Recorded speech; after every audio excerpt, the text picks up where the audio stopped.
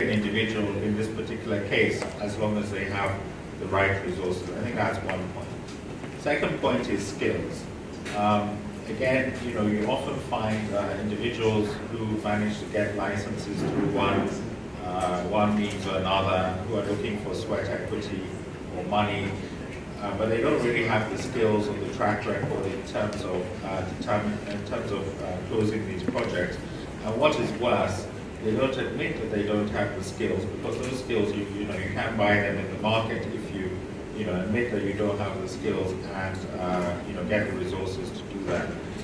I think that on the other hand, you have a lot of these project preparation facilities, which are generally aimed at paying for third-party consultants, as opposed to paying some of the real costs that need to be paid to get projects over the finishing line. So the overheads of the developers, legal fees, those kind of things, the sort of market studies and those kind of consulting work are important, but not the most important.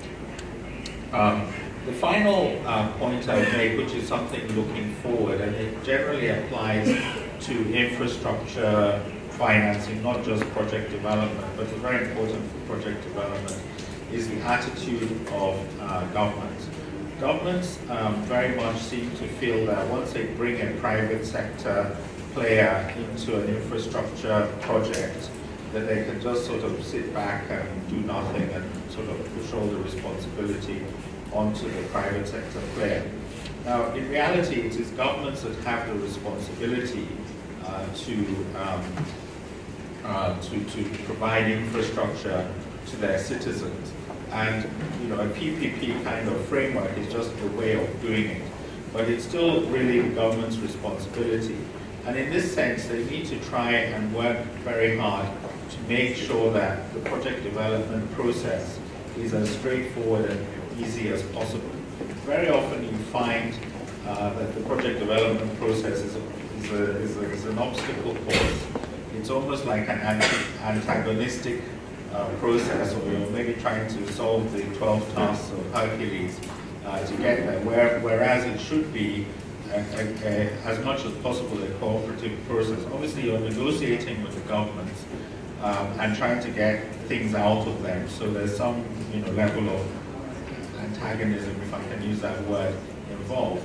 But generally speaking, you should actually be aiming to achieve the same objective, and therefore as much cooperation as possible is important.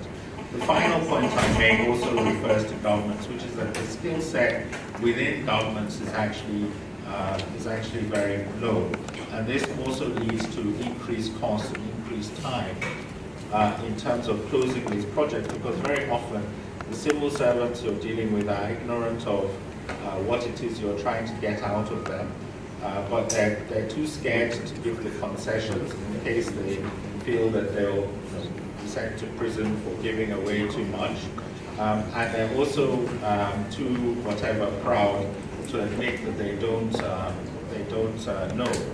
Just to give a quick example on this, in the project I mentioned in Ghana, we were stalled for over a year trying to agree a power purchase agreement. We were only able to get that power purchase agreement agreed by the Ghanaian side when we went and got USAID to pay money to a consultant for the Ghanaians to negotiate against us in the PPA process, which seems a bit odd, but it did give the Ghanaians confidence that what they were actually agreeing and the concessions they were giving to us followed international standards and were things that they wouldn't get quizzed for later on, when there's a new government in power or something.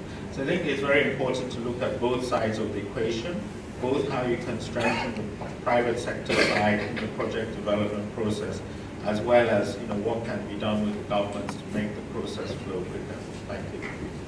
Doing business in Africa, you can't afford to be without Africa Investor.